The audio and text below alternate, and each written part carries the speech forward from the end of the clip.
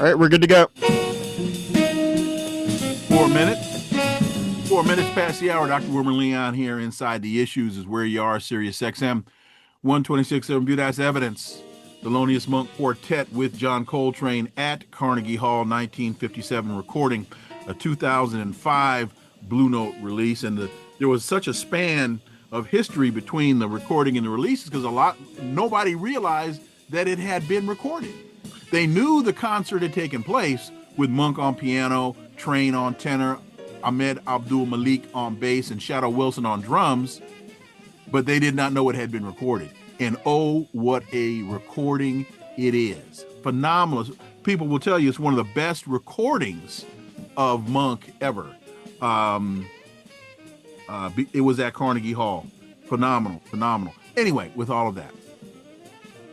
So the Trump administration now says that it's going to end the immigration enforcement crackdown in Minnesota that prompted widespread protests and claimed the lives of 2 U.S. citizens, according to border czar Tom Homan.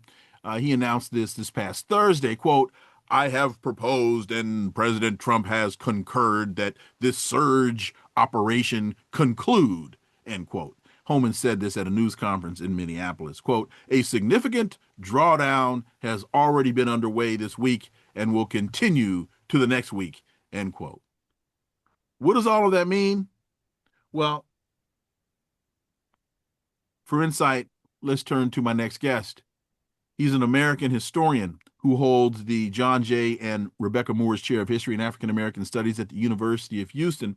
He's one of the most prolific writers of our time. Dr. Gerald Horne, welcome back. As always, man. How you doing? Thank you for inviting me. And I have to, instead of me just siding what the book is, now I always have to ask you, what's the latest book? Because I think I'm 2 books behind. The Counterrevolution of 1893, the Hawaii coup and the roots of U.S. imperialism, the Asia-Pacific Basin. That is, I'm missing that one. So we'll talk about that and get you on within the next couple weeks to talk about that. So Holman says, quote, "A significant drawdown has already been underway this week and will continue to the next week," end quote. And a lot of people, a lot of protesters are applauding this. They are seeing this as a victory, which in and of itself it is. But I think with that, then there's a broader context in which a conversation has to be held, and that is ICE is about to spend $38 billion turning warehouses into detention centers. Documents are showing they're eyeing 24 buildings, some as primary locations for deportations in the escalation of the Trump agenda. So this seems to be a bit of prestidigitation by the Trump administration. They're taking away with one hand and they're still kicking ass and taking names with the other. Dr. Gerald Horne. Well, as you know, I was in the Twin Cities about a week ago giving an address at Macalester College. Mm-hmm. And there I became acquainted with some of the Gestapo-like tactics that are being used by the U.S. authorities. That is to say, the U.S. authorities following Uber Eats drivers because they have reason to suspect they're delivering food to people who are scared to leave their homes. And then when the Uber Eats driver rings the doorbell, the U.S. authorities do a bum's rush and rushes in and collars the so-called suspects. You have the U.S. authorities dressing up as construction workers because they have reason to believe, they feel, that undocumented workers are populating construction sites, for example. You have, as a routine, the U.S. authorities jumping out of unmarked cars, masked, and grabbing individuals and dragging them off to who knows where. Unfortunately, I ran into the sentiment expressed by some of our Black American friends that we should sit this one out for various reasons that I will not explore at this moment. But what I was trying to impress upon them is that what the U.S. authorities are trying to do is normalize fascist-like tactics with which our ancestors were all too familiar so that they can be regurgitated in the 21st century. We know that the US Supreme Court has this rather cockeyed understanding of the law and Constitution, which says that current laws, for example, with regard to weapons, need to accord with 18th century understandings. That is to say, they've made clear. That is to say, the six-person US Supreme Court majority, they're trying to drag us all back to the grimy origins of this so-called republic. So I hope and I trust that that sentiment that I encountered in the 20 cities was rather unique and not necessarily widespread. To your point about following Uber drivers and other types of delivery services, I also became aware of a counter tactic called ice fishing, where groups, and I think this was taking place in Minnesota, white protesters in trucks riding around with Mexican flags on the back of the truck, and the ICE agent sees that and then goes after the truck thinking they're about to capture someone Mexican, only to find out it's white protesters drawing the ICE agent into the ruse. I thought that was, and they call that ice fishing. I thought that was pretty interesting. Um, but of um, to the point of the border czar Homan saying, "Okay, we're taking the troops out of Minnesota, but they're spending 38 billion turning warehouses into detention centers, so much so that Senator Roger Wicker, Republican from Mississippi, told Trump, your plan to convert this warehouse in, I think it's Byhalia, Mississippi, into a massive immigration center is not going to happen in Mississippi." So again, it seems as though they want to tell us they're taking it away with one hand, but if they're spending 38 billion on these detention centers, where are these people going to come from? They must be planning to do these exercises someplace else. Well, to be sure. And as you know, there have been reports about these authorities being involved in Memphis, Tennessee, for example.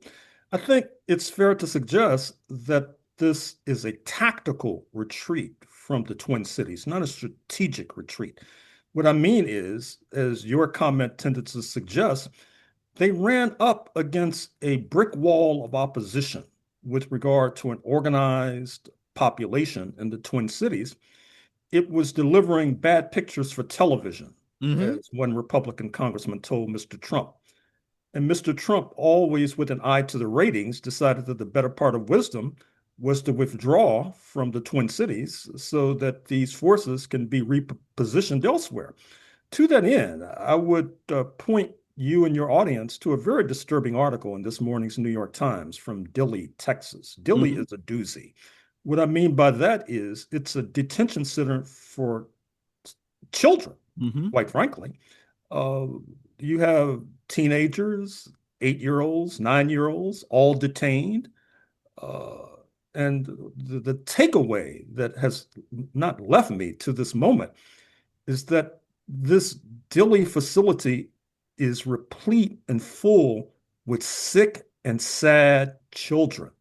This is what we've come to in the United States in 2026. And if we're not careful, Dilley, Texas will be replicated from the Atlantic to the Pacific. And to that point about sick and angry children, this is how anti-American sentiment becomes generational. Because whether it's Afghanistan, whether it's Iran, whether it is Niger or Congo, these kids don't forget. And these, again, anti immigrant sentiments, they may lie dormant, but at some point in time, many of those kids will say to themselves, I got to settle this score. And one of the things that I think those of us in the West don't really appreciate is, particularly in the Middle East, how that sentiment, when someone in the Middle East tells you this fight isn't over, in the West we have a tendency to think, oh, that's just me and you talking. No, they're talking generationally, and that it's not over till it's over. Dr. Horne. Well, back to Texas, given the fact, as Mr. Trump boasts and brags, that the border effectively has been closed down, he says, the Republican right wing in the Lone Star State are seeking and searching for a new antagonist with which to rile up their base. They've alighted upon Muslims and Islam. They've alighted upon something they call Sharia law, Mm-hmm. which they say is rushing towards the Lone Star State. This is alienating many of the Muslims in the Lone Star State. I dare say it's being reported abroad. The United States is unnecessarily whipping up antagonism towards this country amongst 1 billion plus Muslims worldwide, a tendency exacerbated by the United States helping war criminal Benjamin Netanyahu with regard to his depredations in Gaza, with regard to what might be an impending attack on Iran. This is horrible domestic policy and it's terrible foreign policy. Ladies and gentlemen, we're at 15 past the hour. Dr. Wilmer Leon here. Inside the Issues is where you are, Sirius XM 126 Urban View. Dr. Gerald Horne is my guest, and there are some other things that we're going to cover throughout this conversation. But right now, what you need to do is listen to evidence, which, by the way, is something that the Trump administration usually cannot provide when it makes claims, allegations, and tries to charge people with crimes. Evidence tends to be what's lacking when they bring their cases to court. With that having been said, this is the Thelonious Monk Quartet with John Coltrane live at Carnegie Hall, 1957 recording, 2005 Blue Note release. Do yourselves a favor. Keep it locked right here. Sirius XM 126 Urban View.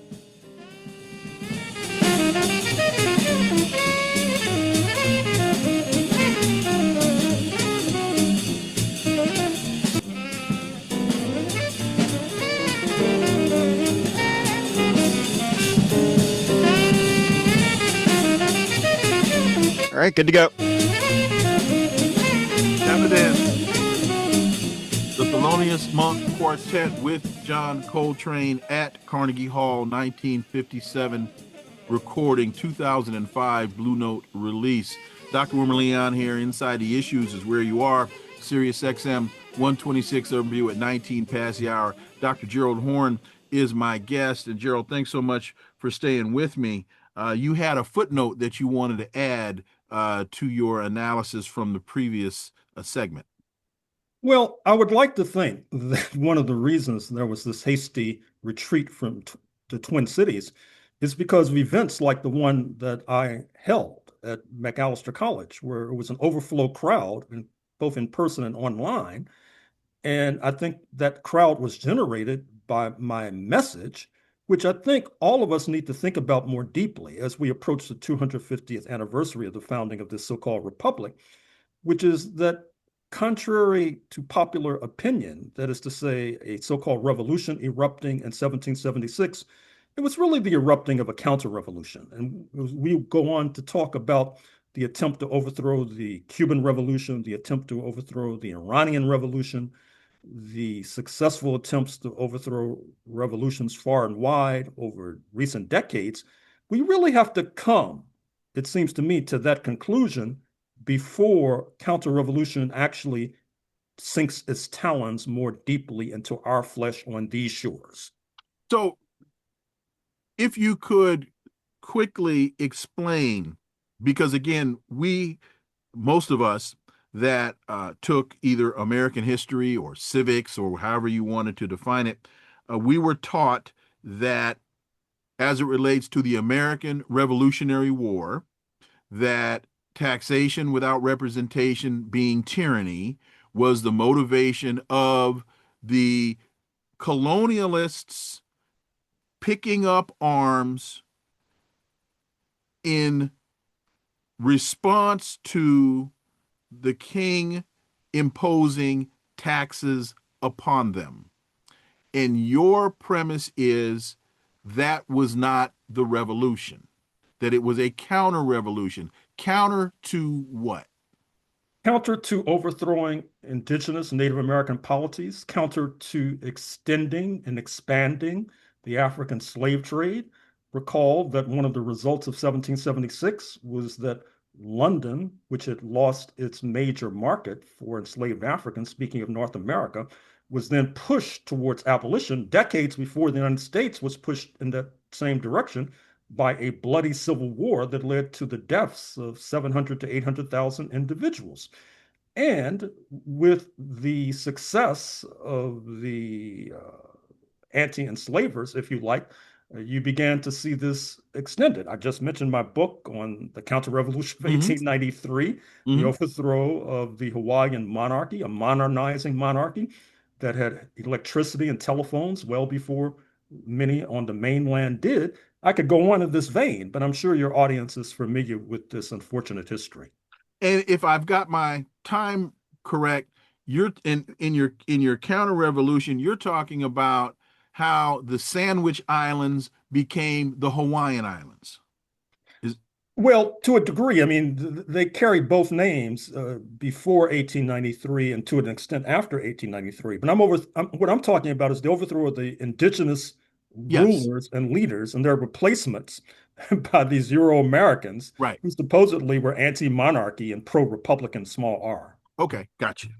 So, folks, if you want to understand how the United States was able to lay claim to what we now know as Hawaii, this is the book to answer that question. Is that right? Oh, absolutely. Okay. And of course, I have another book, The Counter-Revolution of 1836, Texas Slavery and Jim Crow and the Roots of U.S. Fascism. I'm writing a book now, The Counter-Revolution of 1858, about how Oregon and the state of Washington came under the jurisdiction of Washington.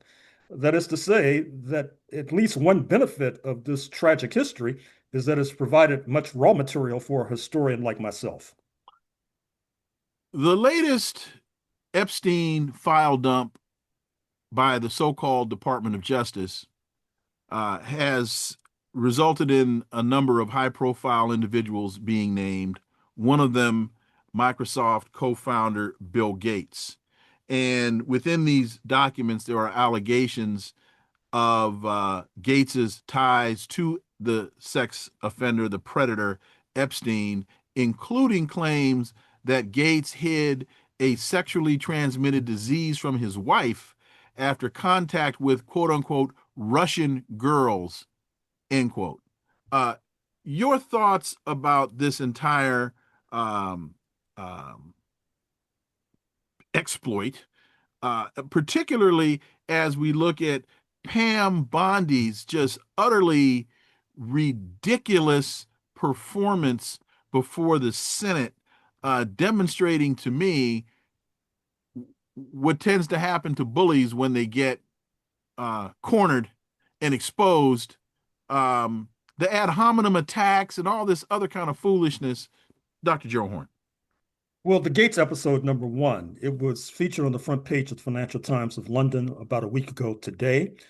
It exposes many of the seamier aspects of the Epstein scandal. #1, it was a billionaire boys club, not only involving Mr. Gates, but Elon Musk was bidding to join the frolic and the fantasies on this island in the Caribbean, for example.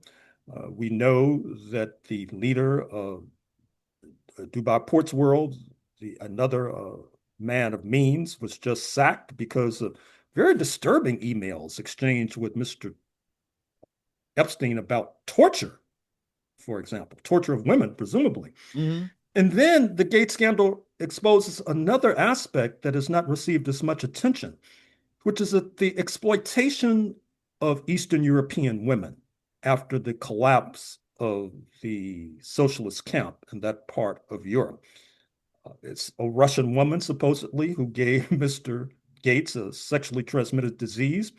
Mr. Epstein, in his will, left his estate, such as it was, to a woman who had roots in Belarus, for example.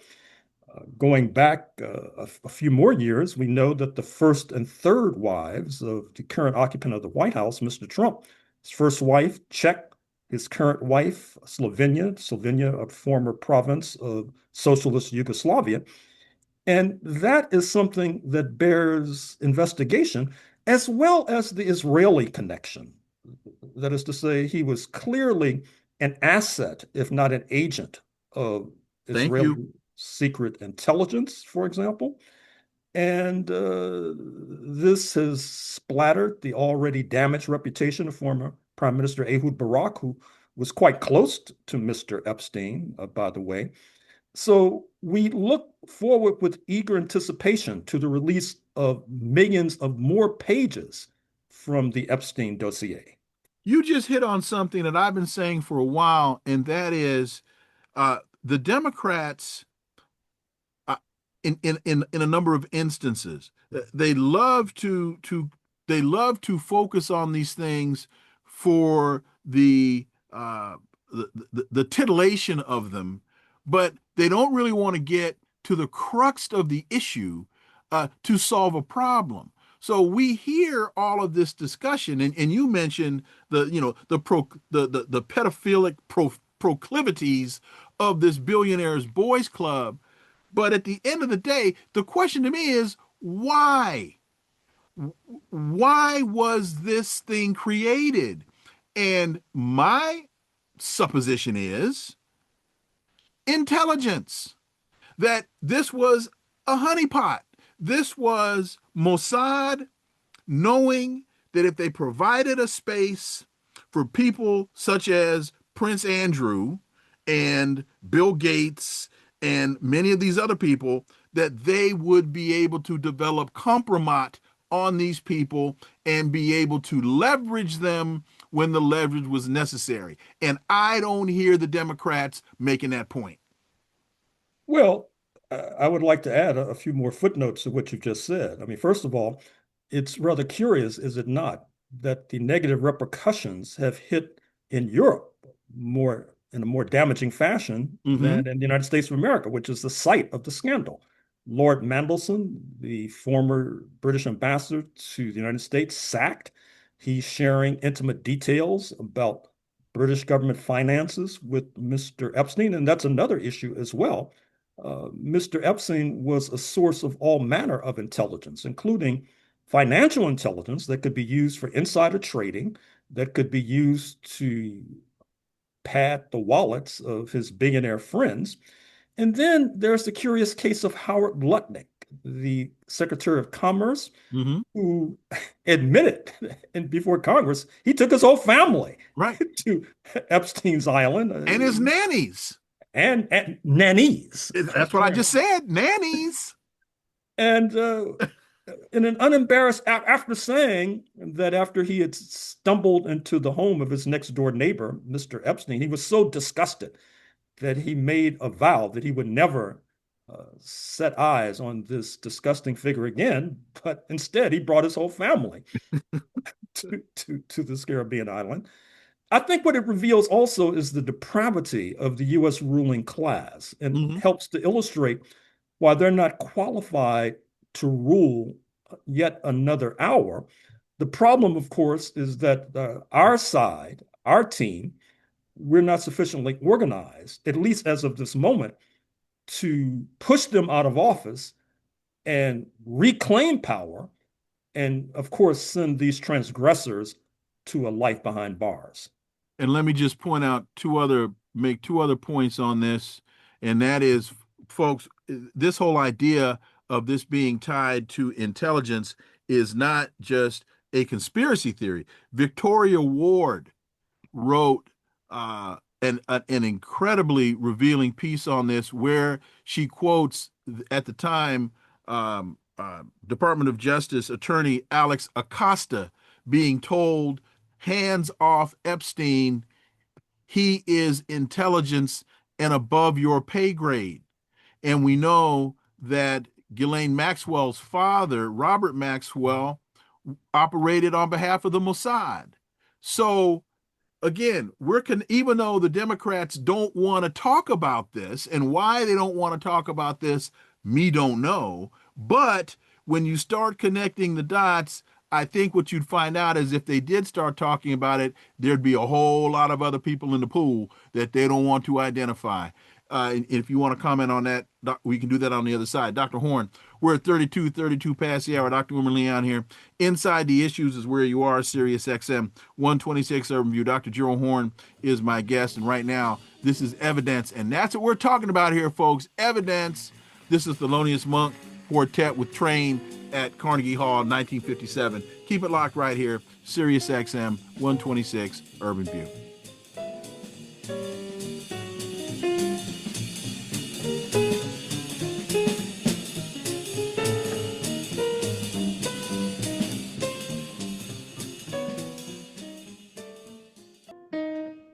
Others wouldn't do.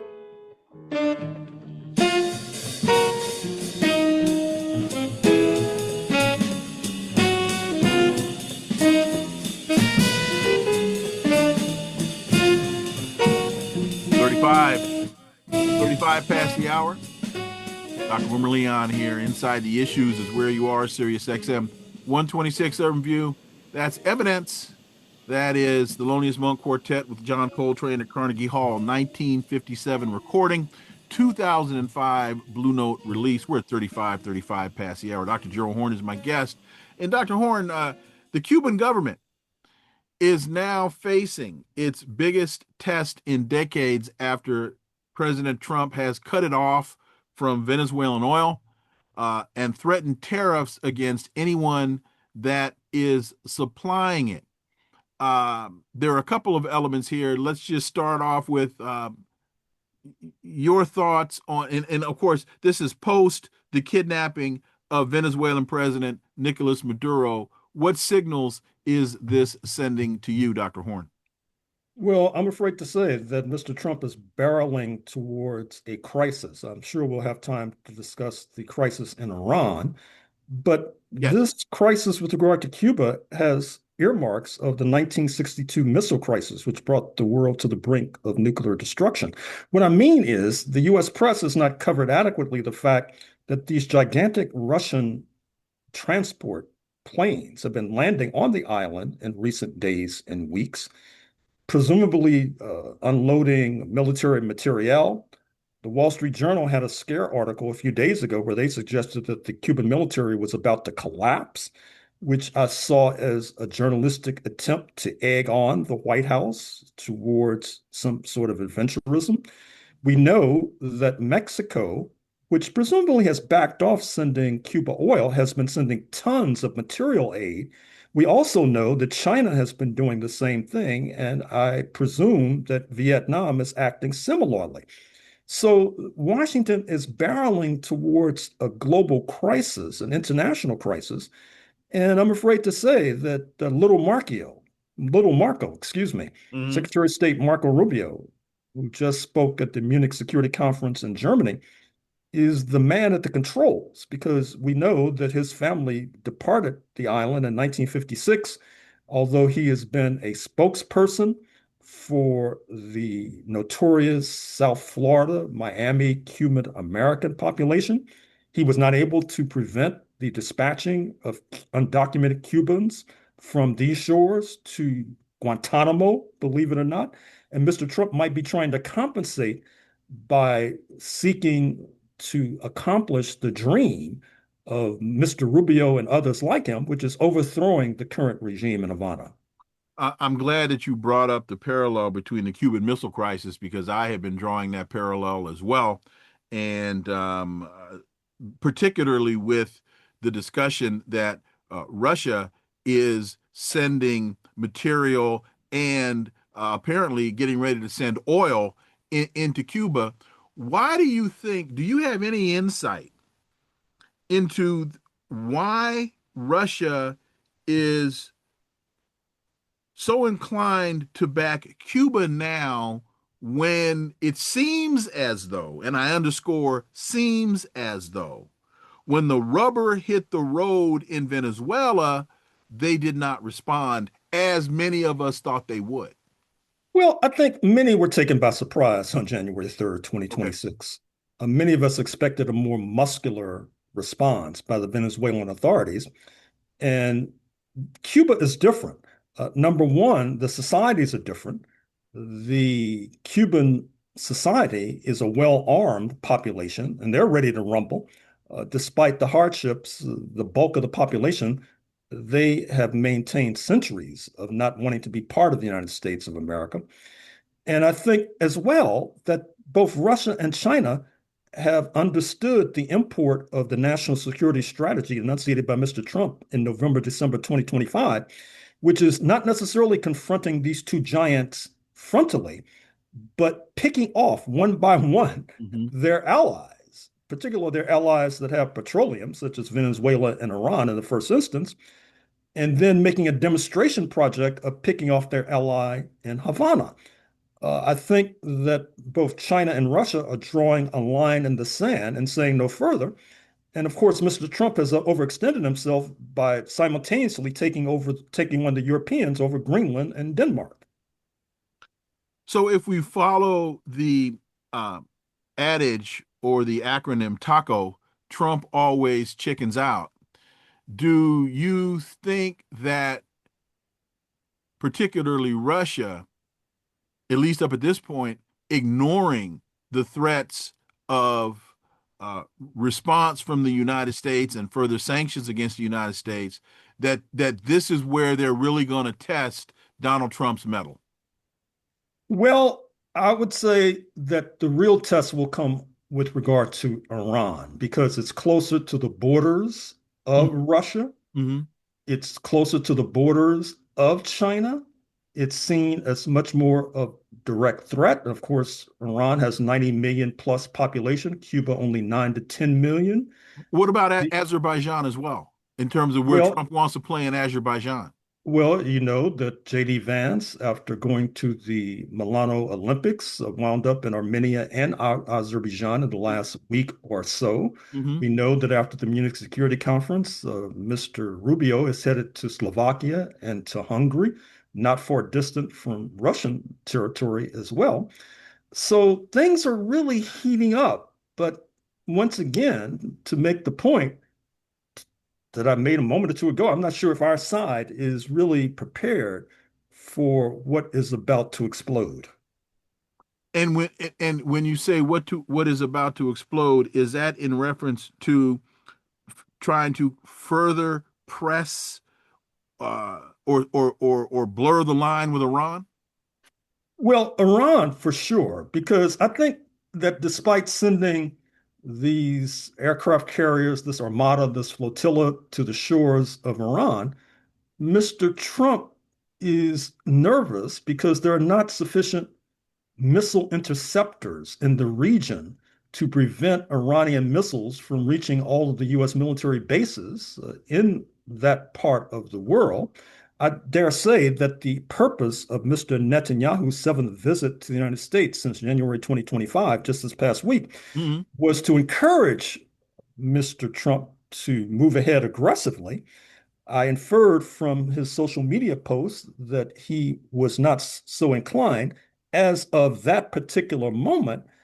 And I hope that that continues to be the case because, once again, I'm not sure if Mr. Trump has his thumb on the pulse of what's going on, and he could easily open the gates of hell. Well, to that point, the reports that I received from people in the region that I spoke to after the 12-day conflict, I guess that was during the summer, people were telling me, contrary to what the West is reporting, Israel got hammered by Iran. I mean, hammered to the point of some of their intelligence facilities, which were supposed to be hidden in public spaces, were hammered, were hit hard, letting Iran know what you thought was secret is public knowledge. So if that is true, where does Netanyahu, what's the logic for Netanyahu thinking there's an upside to going back and swatting that hornet's nest again? Well, I think that Mr. Netanyahu has lost sight of the plot. He not only is threatening Iran Turkey, which has a population as sizable as that of Iran, Mhm. also feels that it's in the crosshairs, which is one of the reasons it's trying to restrain Mr. Trump. The Saudis feel that if the US and Israel attack Iran once again, that Israel becomes too big for its britches, and that even Saudi Arabia could be in the crosshairs. So once again, it's unclear how this will eventuate, but one of the problems we face in this country is the potency already aforementioned of the Israeli lobby, which wields undue influence in Washington. I'm speaking of Miriam Adelson, the billionaire, the controlling shareholder of the Dallas Mavericks basketball team, and Las Vegas casinos, Bill Ackman of Pershing Square Capital, the Wall Street financier who helped to push the first Black president of Harvard, speaking of Claudine Gay, out of office on spurious grounds. And so I would urge and encourage the Zionist community to pay attention, because at the White House just a day or two ago, there was a stormy confrontation between right-wing Catholics and pro-Zionist forces.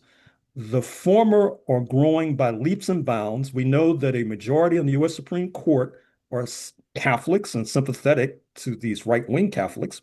We know that former Speaker Newt Gingrich is a right-wing Catholic. J.D. Vance is a right-wing Catholic convert, for example. And so I think that the Zionist community might be overestimating their strength in the long term. And one of the factors in this, or one of the variables in this multivariate equation that you didn't mention, is Ansar Allah. And they've been, as far as the reporting in the West, they've been relatively quiet of late. But something tells me that they haven't gone away, and that if the United States and Israel decide to restart this attack on Iran, Ansar Allah is in it to win it. To be sure. And you recall what happened last year when Mr. Trump made the unwise decision to try to wipe out the group known popularly on these shores as the Houthis of Yemen. He found out to his dismay that they were, in his words, tough hombres, and he beat a hasty retreat. I'm hoping that he does the same with regard to Iran and then moves on to the latest distraction, for example, whatever that might be. I should also say that the Israelis, undaunted, have established diplomatic relations with the breakaway Somali province known as Somaliland. And this is critical because they're right across the Red Sea Mhm, from the Yemenis. But not only that, with regard to the larger Somalia, it is more or less a protectorate of Turkey. They're responsible for educating Somali students, for picking up the garbage, for airport security, etc. And Turkey and the Somalis are very unhappy with this Israeli initiative in Somaliland, and that too needs to be monitored carefully. A number of years ago, Minister Farrakhan held a press conference at the then Howard Inn in Washington, D.C. This was right before the United States went into um, um, Iraq. And he said, quote, "Never underestimate the blindness that attends arrogance." He said, "You don't see with your eyes, you see with a combination of your heart and your mind." And he said, America has been blinded by its arrogance in the region. And I'm wondering if that would apply now to, as you described, Netanyahu's blundering what seems to be um, walking around somebody else's house and totally in the dark. He's starting to bump into some tables that he's in for a whipping that he's going to just stumble into blindly. Your thoughts? Well, I think the problem in the United States in particular is that because the ruling elite feels that the opposition on these shores is not sufficiently muscular, it allows them to barge into foreign adventures that they should have avoided. Mm-hmm. Not only foreign adventures, but you could make the same case with regard to the U.S. Civil War when the enslaving class overestimated their strength, decided to overthrow the Lincoln government in order to perpetuate enslavement of Africans forevermore, and wound up losing everything. At least they lost their most valuable investment, that is to say, the investment in the bodies of enslaved Africans. And we might be on the verge of seeing this plot repeated, but with even more disastrous consequences than that of the US Civil War. Because once again, uh, the Iranians are backed, like the Cubans are backed by Russia and China. The Europeans are alienated. You saw it, the Munich Security Council conference yesterday. The Chancellor Merz of Berlin talked about a nuclear option independent from the US nuclear umbrella, for example. He recognized that the old world order is over, and Mr. Rubio said the same thing. And what distresses and concerns me is that these rather profound sentiments are not being reflected upon, by and large, by many in our community or by many in this nation in the opposition as a whole. As we get out, U.S. troops arrive in Nigeria to bolster counterterrorism fight. Um, what it just seems as though there's no limit to where the United States will go and why the United States will go there. Well, this intervention in Nigeria has many distressing aspects. Number one, it reminds us of what happened on Christmas Day, 2025, when Mr. Trump bombed that nation, supposedly in conjunction with the heads up to the Nigerian authorities in Abuja. But despite Mr. Trump's admitted disdain for the entire African continent, it's clear that he has hostility towards South Africa. We know that an exception to this rule of barring immigrants does not extend to the Afrikaner population, that is to say, the so-called white population of South Africa, who have been streaming into this country on our dime, by the way. And Mr. Trump has raised tariffs unnecessarily against South Africa. I dare say that he would be happy to see the government of Cyril Ramaphosa be dislodged or overthrown, although I think that that's a pipe dream.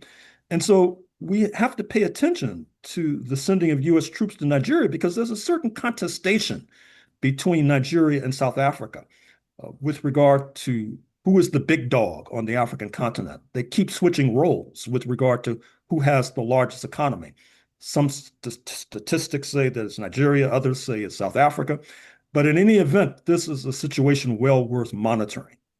But I think final point on this is when you look at the map of Nigeria, so the United States sends troops into Nigeria. How much of this do you think is in response to the alliance of Sahel states, those being Niger, Burkina Faso, and Mali. Because Niger and Nigeria have a very, very long border. Burkina Faso is not that far from Nigeria. Of course, Mali is a further outlier. But two of the three members of the Alliance of Sahel States are very close, if not directly on that Nigeria border. Is this the beginning of the resistance that many of us were anticipating in response to France being thrown out of Niger? I think so. Recall that when you had the change of regime in Niger a few years ago, that the regime, Nigerian regime in Abuja had to be restrained from intervening militarily. The Nigerian population rose up as one in opposition. Mr. Trump is pursuing, predictably, a rather devilish approach to the Sahel states. On the one hand, as noted, he expresses particular disdain for Africa as a whole, which encompasses his opposition, on the one hand, to the Sahel states, but on the other hand, he just sent an emissary to that part of Africa because I think that he wants to play upon their contradictions with France. Niger, for example, supplies uranium Mhm. to France, which helps to power nuclear plants that provides electricity. And given the growing hostility between the European Union, led by France, against the United States, Mr. Trump might think he's being awfully diabolical by trying to win over, to a certain degree, many of the Sahel states, notably Niger, so that he can have leverage against France. And to that point of his sending an emissary, one of the things about him, and I think this is gets to your point, there are so many inherent contradictions in what he says and what he does. Because, for example, he was negotiating with Iran before the 12-day conflict jumped off, and it seemed as though in the middle of the conversations, all of a sudden missiles start flying. So it's very well, because he's so transactional in the first place. Secondly, I think he really has no guiding worldview or morality. They say about him, whoever was the last person in the room, that's going to be the policy that carries the day till somebody comes back into the room. So, your thoughts? Well, I would say his North Star is padding his wallet, basically. Yes. I'm sure you saw the Well, story in the yes. Wall Street Journal a few days ago that talked about right before his inauguration, you had a Persian Gulf monarch who Yes. spent $500 million on his cryptocurrency. Mm-hmm. And then after Mr. Trump assumed power, he authorized the dispatching of sophisticated computer chips to this very same monarch so that that nation could become a leader with regard to artificial intelligence, for example. So it would not surprise me at all if the Sahel states have taken note of that and they're assembling a kitty so that they can buy off Mr. Trump and his many acolytes and family members. A final question for you, and this is just your opinion, because I know your crystal ball is in the shop. Um, Going back to Minnesota, and again, with this buying of property, $35 billion, and trying to develop these centers, do you have any idea or any thoughts of what city is next on the list? Well, it seems that he ran into resistance in Los Angeles and Portland, Two and a half Chicago, left. and Minneapolis. I don't think, given that, he'll be going into New York anytime soon. Mm, Washington, D.C. seems to me to be in the bullseye because constitutionally and legally, the White House has a certain amount of flexibility and authority with regard mhm, to the nation's capital. And of course, he's upset with Washington because a grand jury mhm. in the district failed to indict Senator Mark Kelly for telling soldiers that they shouldn't obey illegal orders, for example. So if you're in Washington, D.C., buckle your seatbelts. Ladies and gentlemen, Dr. Gerald Horne, as always, thank you so much for your time, sir. Greatly, greatly, greatly appreciate that analysis. And as always, Gerald, look forward to having you back. Thank you for inviting me. Thank you, man. Really appreciate it. Folks, talk about analysis. That's what you get when you uh, when you invite folks on your show that engage in analysis. They don't just simply read the headline of the Washington Post and then decide that they can now come on and talk an hour about whatever. That's not what we do here on Connecting the Dots. Those aren't the people that I talk to. Those aren't the people that I engage with on a regular basis, which is why you tune in to this show. So, wow, I got to thank Dr. Cornell West. I got to thank Delaney Leonard, Dr. Chantella Sherman, Dr. Gerald Horne. Thank you all for listening. Tyler McGrath and Nick Vienna, thank you all, because without them, I'd just be sitting here talking to myself. Stay tuned for Reese Colbert. Play more Train. I'm out.